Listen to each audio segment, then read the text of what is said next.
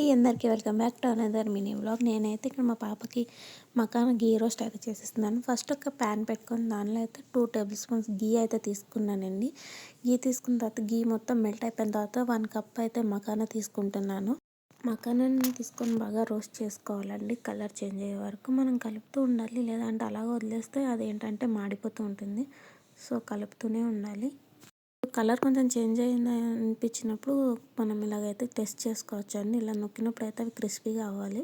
ఇక్కడ నాకు క్రిస్పీగా అవ్వలేదు, అందుకని ఇంకా కొద్దిసేపు అయితే ఫ్రై చేసుకుంటున్నాను. పిల్లలకి మకాన్ ఇవ్వడం వల్ల ఏంటంటే హెల్త్కి చాలా మంచిదండి. అందుకని నేను మా పాపకి మకాన్ ఎక్కువ ఇవ్వడానికి అయితే ట్రై చేస్తాను. మళ్ళీ చూస్తున్నాను ఇక్కడ క్రిస్పీగా అయిపోయాయని. కొంచెం క్రిస్పీగా అయింది, కానీ ఇంకా కొంచెం క్రిస్పీగా అయితే తినడానికి బాగుంటుంది కదా అని అయితే కొద్దిసేపు అయితే మళ్ళీ ఫ్రై చేసుకున్నాను. తర్వాత కొంచెం సాల్ట్ వేసిన తర్వాత మీరు ఎయిట్ బాక్స్లో వేసుకొని చల్లారిన తర్వాత అయితే మూత పెట్టుకోవాలండి. అంతే అండి, tasty and healthy ghee makhana ready అయిపోతుంది. దీన్ని అయితే మనం 1 వీక్ వరకు స్టోర్ చేసుకోవచ్చండి. అయితే 10 months ప్లస్ బేబీస్కి అయితే ఇవ్వచ్చండి.